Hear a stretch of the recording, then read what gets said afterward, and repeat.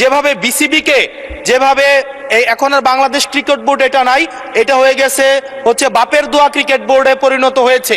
যেভাবে দখল করা হয়েছে বাপের দোয়া cricket board, Bangladesh cricket control বোর্ডের ইন্টারিম গভর্নমেন্টের সময় তৎকালীন ক্রীড়া উপদেষ্টা ক্ষমতার প্রয়োগ করে সারা বাংলাদেশে জেলা কমিটিগুলোকে প্রভাবিত করে সেভাবে নিয়ে আসে।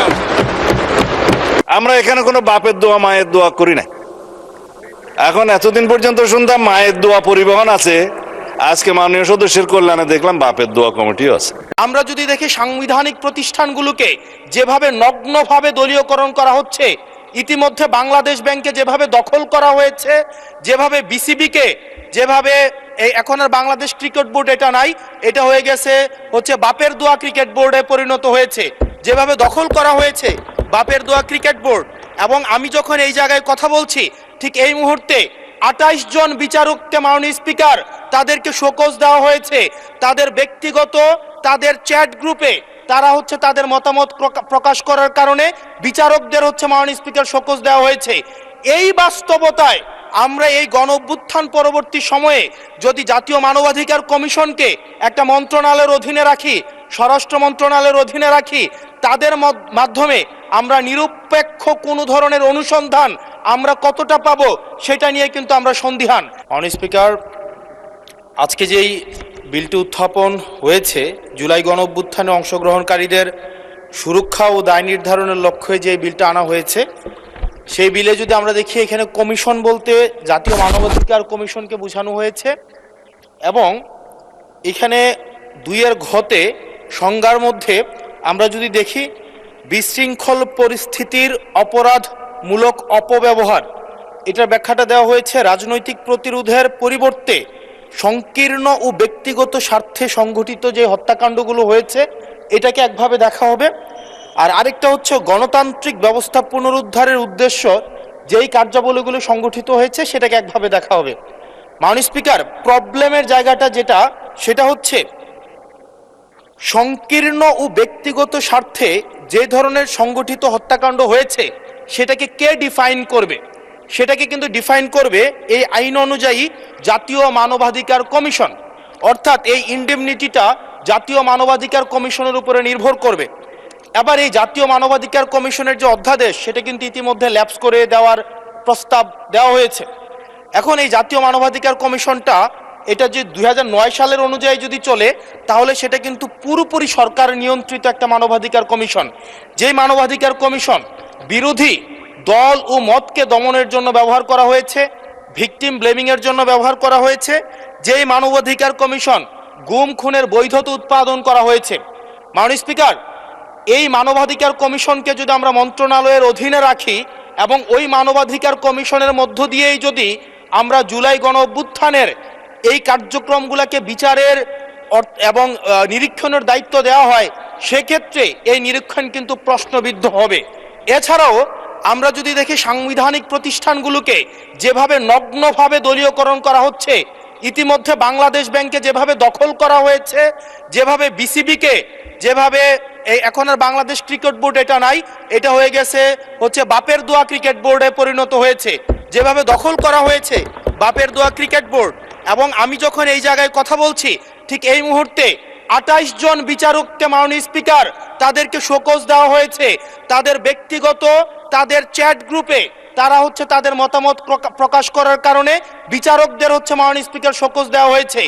এই বাস্তবতায় আমরা এই গণ অভ্যুত্থান পরবর্তী সময়ে যদি জাতীয় মানবাধিকার কমিশনকে একটা মন্ত্রণালয়ের অধীনে রাখি, স্বরাষ্ট্র মন্ত্রণালয়ের অধীনে রাখি, তাদের মাধ্যমে আমরা নিরপেক্ষ কোনো ধরনের অনুসন্ধান আমরা কতটা পাবো সেটা নিয়ে কিন্তু আমরা সন্দিহান। সেই জায়গা থেকে এই বিলটিকে যদি আমরা বাস্তবায়ন করতে চাই, এটাকে যদি আমরা ফাংশনাল করতে চাই, শুধুমাত্র অর্নামেন্টাল না, যদি আমরা ফাংশনাল করতে চাই তাহলে জাতীয় মানবাধিকার কমিশনকে অবশ্যই সেটাকে অটোনমাস করতে হবে। আমার সামনে যারা আছেন আমরা হয়তো আমাদের থেকে এখানে প্রত্যেকটা সদস্য নির্যাতন, নিপীড়ন এবং তাদের যে পলিটিক্যাল রিপ্রেশনের মাত্রা শত সহস্রগুণ বেশি। আমরা তাদের কাছে প্রত্যাশা করেছিলাম এই জাতীয় মানবাধিকার কমিশনকে তারা একটা স্বতন্ত্র বডিতে নিয়ে যাবে, অথচ আমরা দেখলাম যারা সবচেয়ে বেশি নির্যাতিত হয়েছে, নিপীড়িত হয়েছে তারাই এটাকে একটা মন্ত্রণালয়ের অধীনে রাখতে চাচ্ছে। এই অজুহাতে যে জাতীয় মানবাধিকার কমিশন যদি অটোনোমাস হয়ে যায় তাহলে সেটাকে হচ্ছে এটার জবাবদিহিতা কিভাবে নিশ্চিত হবে? মাননীয় স্পিকার, আমাদের ইলেকশন কমিশন, আমাদের হচ্ছে পিএসসি, আমাদের হচ্ছে দুর্নীতি দমন কমিশন, যদিও এটা কাজের কেতাবে কেতাবে আছে, গোয়ালে নাই, কিন্তু এটা কিন্তু একাডেমিক ভাবে এটাকে ইভেন ইন্টারন্যাশনালিও এই জিনিসটা কিন্তু অটোনোমাস হওয়ার কথা। সেজন্য মাননীয় স্পিকার, যেভাবে বর্তমানে প্রতিষ্ঠানগুলো নগ্নভাবে দলীয়করণ করা হচ্ছে, সেজন্য জাতীয় মানবাধিকার কমিশন যে দলীয়করণ করা হবে না, আবার বাপের দোয়া একটা মানবাধিকার কমিশন বা বিরোধী দল দমন কমিশন করা হবে না, এটার প্রতি কিন্তু আমাদের আস্থা নাই। সেই জায়গাটা থেকে আমরা আপনার মাধ্যমে আমরা এই আমাদের মাননীয় স্বরাষ্ট্রমন্ত্রী সহ আমাদের এইচপিএম এর কাছে অনুরোধ থাকবে, এই বিলটা পাশ করার আগে যেন জাতীয় মানবাধিকার কমিশনের আমরা এটা যেন ইভেন উনার দলেরও একজন মাননীয় সংসদ এই বিষয়ে বক্তব্য দিয়েছেন এবং উনি পয়েন্ট বাই পয়েন্ট এই বিষয়গুলোকে ব্যাখ্যা করেছেন। যদি জাতীয় মানবাধিকার কমিশন দলীয়করণ করা হয়, দিন শেষে গুম খুন থেকে শুরু করে আমাদের এই জুলাই ইনডেমনিটি, এইটা দিন শেষে হচ্ছে যে পেপারেই থেকে যাবে, এটা দিন শেষে কোনো বাস্তবায়ন হবে না। সেই জন্য মাননীয় স্পিকার, এই বিলটা পাশ হওয়ার আগে আমাদের জাতীয় মানবাধিকার কমিশনের এই বিলটা হচ্ছে সুরাহা হওয়া, নিষ্পত্তি হওয়া জরুরি। না হয় বিসিবির মতো আমরা আবার বাপের দোয়া কমিশন দেখতে পাবো, আমরা হচ্ছে বাংলাদেশ ব্যাংকের মতো আবার দলীয়করণ দেখতে পাবো, আমরা বিশ্ববিদ্যালয়গুলোকে যেভাবে এক ধরনের দলীয়করণ করা হয়েছে আমরা সেটি দেখতে পাবো, আমরা বিচার বিভাগকে আবার যেভাবে এখন ভয়ের মধ্যে নিয়ে যাওয়া হচ্ছে। ধন্যবাদ মাননীয় সদস্য। বাংলাদেশ ক্রিকেট কন্ট্রোল বোর্ডের ইন্টারিম গভর্নমেন্টের সময় তৎকালীন ক্রীড়া উপদেষ্টা ক্ষমতার প্রয়োগ করে সারা বাংলাদেশে জেলা কমিটিগুলোকে প্রভাবিত করে সেটা মেনে নেয়। আমরা এখানে কোনো বাপের দোয়া মায়ের দোয়া করি না। এখন এতদিন পর্যন্ত শুনতাম মায়ের দোয়া পরিবহন আছে, আজকে মাননীয় সদস্যের কল্যাণে দেখলাম বাপের দোয়া কমিটিও আছে। এখন কিসের মধ্যে কি পান্থাবাতে গিয়ে যাই হোক, মানে স্পিকার, আমাদের উত্থাপন করার বিষয়টা হচ্ছে জুলাই গণঅভ্যুত্থানে অংশগ্রহণকারীদের সুরক্ষা দেওয়ার জন্য, সাংবিধানিক এবং আইনি সুরক্ষা দেওয়ার জন্য। সেটা জাতীয় দাবিতে পরিণত হয়েছে, জুলাই যোদ্ধাদের দাবি ছিল। তার প্রেক্ষিতে জুলাই জাতীয় সনদ স্বাক্ষরিত হয়েছে, তার মধ্যে অঙ্গীকারনামার একটা দফা ছিল এবং সেই দফাটা পরবর্তীকালে যেদিন সই করব সেদিনও একটা আন্দোলনের প্রেক্ষিতে আমরা অনুরোধ করে কমিশনকে অ্যামেন্ডমেন্ট আনিয়েছিলাম তাদের দাবির প্রেক্ষিতে। তার মানে যারা জুলাই গণ অভ্যুত্থানে, ছাত্র গণ অভ্যুত্থানে অংশগ্রহণ করেছিলেন তাদের উপরে তো হানাদার বাহিনীর মতো গণহত্যাকারী আওয়ামী লীগ এবং তাদের সন্ত্রাসী গোষ্ঠী এবং পেটুয়া বাহিনী নিপীড়ন চালিয়েছে, অত্যাচার চালিয়েছে, গণহত্যা চালিয়েছে। জনতার প্রতিরোধের মুখে তাদের মধ্যেও কেউ কেউ প্রাণ হারিয়েছে, এটা যুদ্ধের ময়দানে ফয়সালা হয়ে গেছে, আমরা বলেছি। সুতরাং তাদেরকে সাংবিধানিক এবং আইনি সুরক্ষা দেয়া দরকার। সেই প্রেক্ষিতে এই আইনটা, অধ্যাদেশটা ইন্টারিম গভর্নমেন্ট প্রণয়ন করে সবার মতামতের প্রেক্ষিতে। হ্যাঁ, এখানে যদি আপনি সংশোধন আনয়ন করতে চান, মাননীয় সদস্যের উদ্দেশ্যে বলছি, সেটা সেকেন্ড রিডিং মধ্যে আপনি সংশোধনে আনতে পারতেন, আগে নোটিশ দিতে পারতেন, সেই সংশোধনীগুলো নিয়ে আমরা আলাপ করতে পারতাম। সেটা একটা স্টেজ।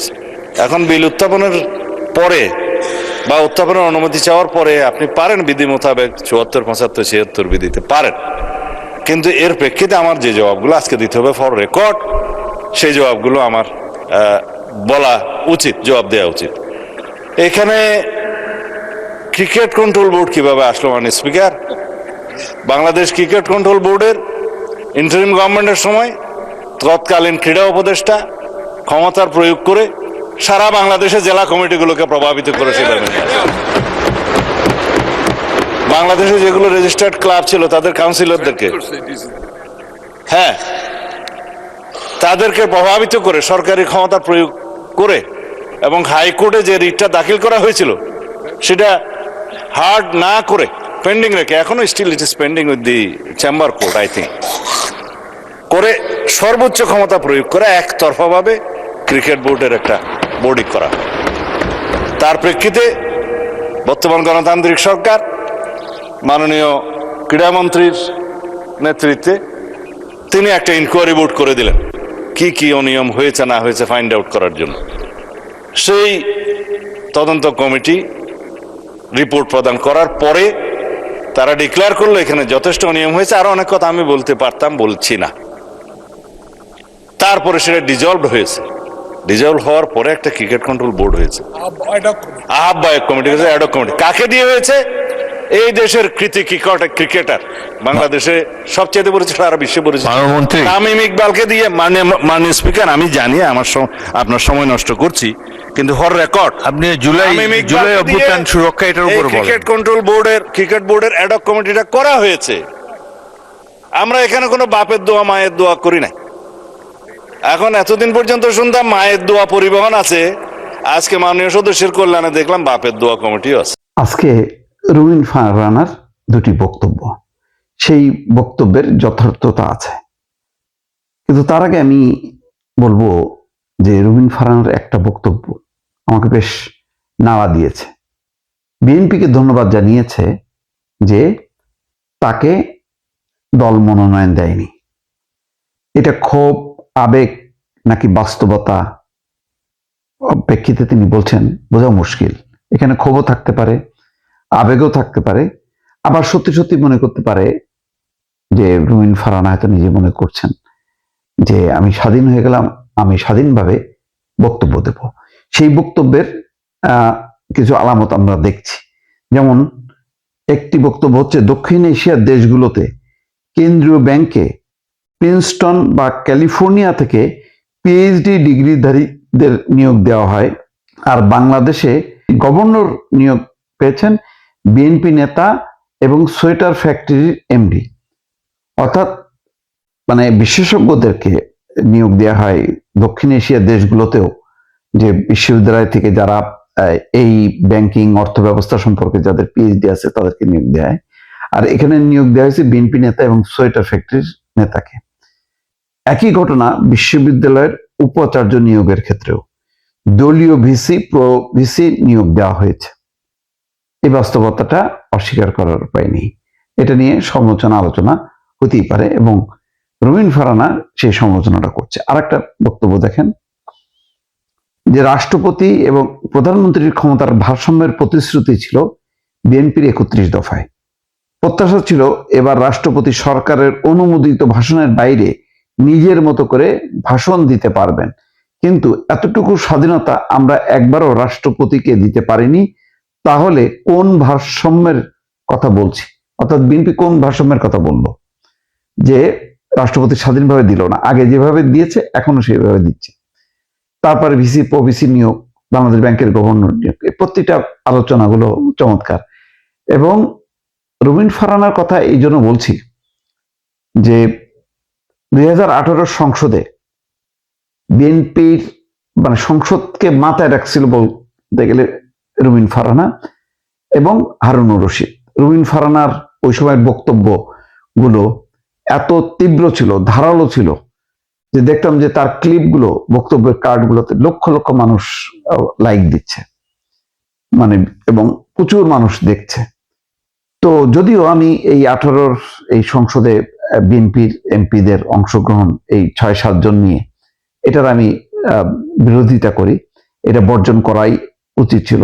তারপর নানা বাস্তবতা, রাজনৈতিক প্রেক্ষাপট বিবেচনায় সেটা বিএনপি করতে পারেনি, বিএনপি সিদ্ধান্ত নিয়েছে এবং সেই সিদ্ধান্তটা সঠিক বেঠিক সেটা নিয়ে বিতর্ক হইতে পারে, কিন্তু রুমিন ফারহানার বক্তব্য কিন্তু ছিল খুব তীব্র এবং শেখ হাসিনাও এই বক্তব্যগুলো মনোযোগ দিয়ে শুনত এবং তাকে বলতে দেয়া হতো। এখনো তিনি বলছেন, তখনও সমালোচনা করছেন, তখন তার দল ক্ষমতায় ছিল না, এখন তার দল ক্ষমতায় আছে কিন্তু তিনি নেই। দুর্ভাগ্য এটা, যে তার দল ঠিকই ক্ষমতায় আসলো, যখন আসলো তখন তিনি নেই, তিনি আবার ধন্যবাদ জানাচ্ছেন। এটা ভালো যে এই সংসদে তিনি স্বাধীনভাবে বক্তব্য রাখবেন, কিছু ভয়েস রেইজ হওয়া দরকার।